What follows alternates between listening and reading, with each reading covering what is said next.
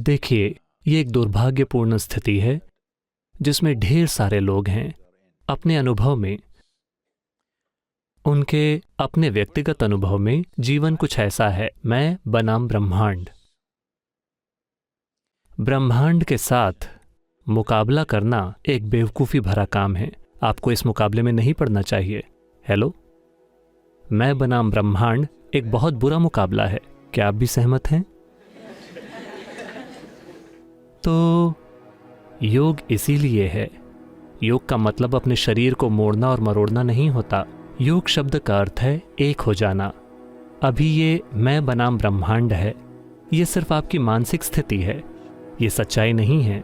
जब आप बिल्कुल अकेला महसूस करते हैं, क्या आप फिर भी सांस ले रहे हैं? तो आप दुनिया के साथ लेन देन कर रहे हैं, है ना? आपकी बस अपने आसपास के लोगों से नहीं पटती, लेकिन वातावरण से आपको कोई दिक्कत नहीं है, भोजन से कोई दिक्कत नहीं है, अगर उसका स्वाद अच्छा हो तो पानी से कोई दिक्कत नहीं है। आप दुनिया के साथ लेन देन कर रहे हैं, है ना? आपका अस्तित्व लगातार ब्रह्मांड के साथ जुड़ा हुआ है, लेकिन आपका मन ब्रह्मांड के खिलाफ हो जाता है। अगर आप ऐसी मानसिक स्थिति बनाते हैं कि आप ब्रह्मांड के खिलाफ हैं या आप ब्रह्मांड या सृष्टि के साथ मुकाबले में हैं, तो जाहिर है कि आप छोटी छोटी बातों पर कुचला हुआ महसूस करेंगे। छोटी छोटी चीजें आपको कुचल देंगी। जब मैं कहता हूं छोटी चीजें, शायद आप अपनी परीक्षा में फेल हो गए, शायद आपको इस यूनिवर्सिटी से निकाल दिया गया, शायद आपको नौकरी से निकाल दिया गया, शायद किसी ने आपको धोखा दे दिया, शायद ऐसा कुछ और हुआ। ये सब जीवन और मृत्यु के बीच की छोटी छोटी चीजें हैं, क्योंकि आप यहां खाली हाथ आए थे, है ना? जब आप मरेंगे तो आपके लिए कोई कंटेनर सर्विस नहीं होगी, आप खाली हाथ मरेंगे। इसके बावजूद ज्यादातर लोगों ने अपने घरों को गोदाम बना लिया है। ज्यादातर लोग अपने सिर पर इतना बड़ा बोझ ढो रहे हैं मानो वो पूरे ब्रह्मांड को अपने सिर पर ढो रहे हों। ये उनकी अपनी मानसिक परिस्थिति है। आप अपने विचारों और भावनाओं की ही बात कर रहे हैं, है ना? आप ये कब सीखेंगे कि अपने विचारों और भावनाओं को कैसे संभालना है? इनके नहीं, इनके नहीं, इनके नहीं, आपके।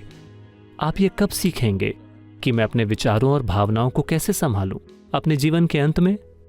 जीवन के साथ असल में बस यही एक समस्या है। ज्यादातर इंसानों ने खुद को कुछ ज्यादा ही गंभीरता से ले लिया है। उन्हें समझ नहीं आता कि आपने कंप्यूटर स्क्रीन पर वो पॉपअप देखे हैं? आप इस ग्रह पर एक पॉपअप हैं। आप 2 सेकंड के लिए पॉपअप होते हैं और पॉप आउट हो जाते हैं।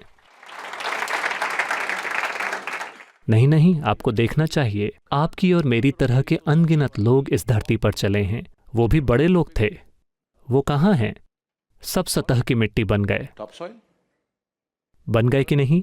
जब तक कि आपके दोस्तों ने आपको बहुत गहरा न दफनाया हो, इस डर से कि शायद आप फिर से उठ खड़े हों। कुछ ऐसी घटनाएं हुई हैं, है ना? या शायद आप स्वर्ग जाने की योजना बना रहे हों। हेलो, जो भी इंसान जो किसी ऐसी जगह की बात करता है, इस जगह के अलावा कोई और जगह जो इससे बेहतर है, यह मानवता के खिलाफ एक अपराध है। मेरा मूलभूत काम है सभी स्वर्गों को नष्ट करना, ताकि लोग यहां अच्छे से रहना सीखें। वे सभी बेवकूफ जिन्होंने खुद को नरक बना रखा है, वो स्वर्ग जाना चाहते हैं। उन्होंने इस जगह को खराब कर दिया और अब वो स्वर्ग जाना चाहते हैं। मैं आपसे पूछ रहा हूं, क्या आपके पास कोई सबूत है? क्या आपके पास कोई सबूत है कि आप पहले से ही स्वर्ग में नहीं हैं और इसे खराब कर रहे हैं? क्या आपके पास कोई सबूत है? आप पहले से ही स्वर्ग में हैं और इसे खराब कर रहे हैं। हाँ, सिर्फ इसलिए क्योंकि आप ये भी नहीं सीख रहे कि अपने विचार और भावना की बुनियादी क्षमताओं को कैसे संभालें, है ना? Your only justification is everybody is like this only. That's how it is in a madhouse. आपका एकमात्र तर्क ये है कि हर कोई ऐसा ही है, पागलखाने में ऐसा ही होता है, सिर्फ डॉक्टर पागल नजर आता है। तो आप इसे कब संभालेंगे? आराम से 60 की उम्र में? बताइए, आप कब सीखेंगे कि मैं अपने विचारों को कैसे संभालूं, अपनी भावनाओं को कैसे संभालूं, अपने शरीर को कैसे संभालूं, अपनी केमिस्ट्री को कैसे संभालूं? आप इसे कब सीखेंगे? अपने जीवन के अंत में, क्योंकि इस बात का बहुत चलन हो गया है। आध्यात्मिकता कब करें? यानी जब आप 70 साल के हो जाएं, जब आप और कुछ भी करने के लायक ना रहें। नहीं, जितनी जल्दी से जल्दी हो सके। आपके बारे में जो सबसे गहरी चीज है, स्वर्ग के बारे में नहीं, इस जीवन के बारे में आपको जो कुछ पता होना चाहिए, आपको जल्द से जल्द जान लेना चाहिए, है ना? तभी आप एक समझदारी भरा जीवन जी पाएंगे। अगर हम एक चुटकुला सुनाए तो चलेगा? आप बुरा तो नहीं मानेंगे? क्योंकि पिछले कुछ सालों में मैंने इससे ज्यादा गंभीर समूह नहीं देखा है। इसमें से कितने लोग जर्नलिस्ट हैं? ज्यादातर लोग। अच्छा,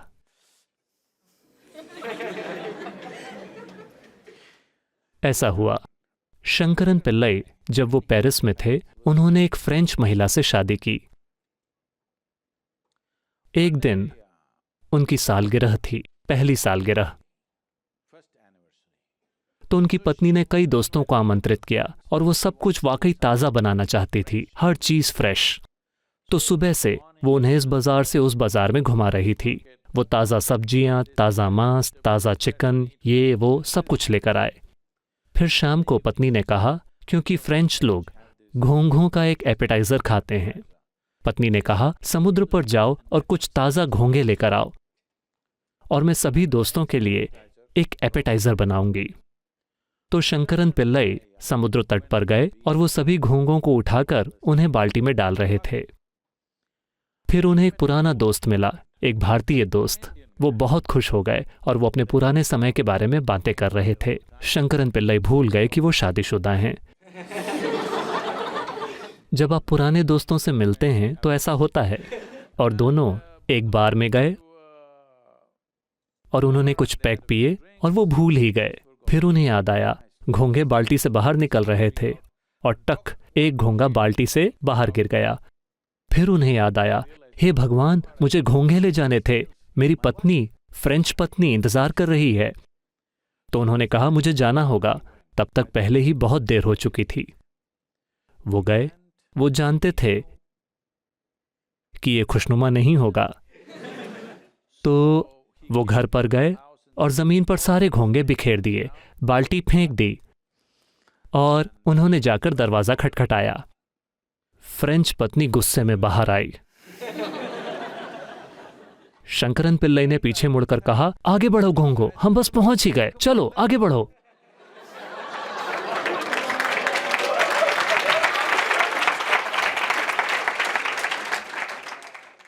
तो आप कब अपने घोंघों को उठाएंगे और उन्हें बाल्टी में डालकर उन्हें ठीक करेंगे? आपकी समस्याएं, आपको उन्हें ठीक करना चाहिए, है ना? ये समस्याएं नहीं हैं। मैं चाहता हूं आप ये समझें कि आप अपने जीवन से दुखी नहीं हैं। आप बस दो शानदार क्षमताओं से दुखी हैं, जो सिर्फ ये मानव होने का सौभाग्य है कि हमारे पास ये दो शानदार क्षमताएं हैं। पहली ये कि हमारे पास एक स्पष्ट याददाश्त है।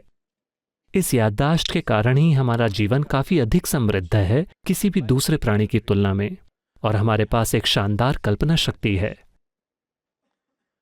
अभी आप इसी से दुखी हैं। 10 साल पहले जो हुआ था, आप अभी भी उससे दुखी हो सकते हैं। क्यों? आप जीवन से दुखी हैं या याददाश्त से? हेलो? याददाश्त से। परसों शायद जो हो, आप पहले ही उससे दुखी हैं। आप जीवन से दुखी हैं या कल्पना से?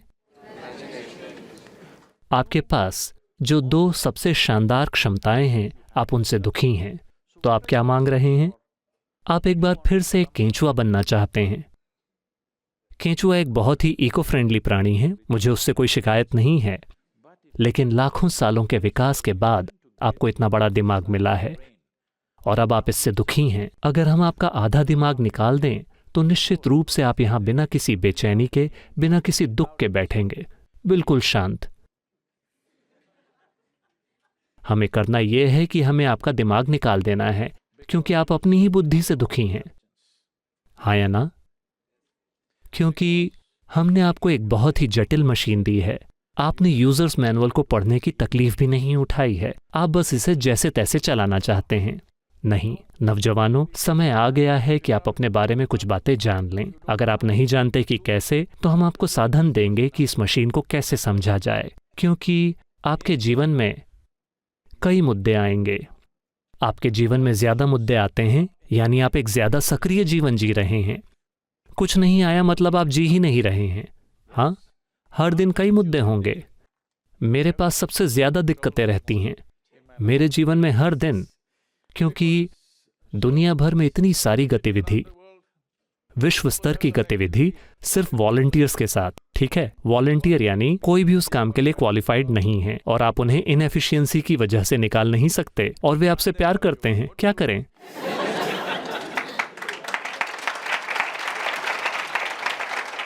ये एक बात आपको पक्की करनी चाहिए कि आपके जीवन में आप खुद मुद्दा नहीं हैं। ठीक है, समस्या चाहे जो भी हो, हम अपनी पूरी क्षमता का प्रयोग करेंगे, लेकिन ये मुद्दा नहीं होना चाहिए।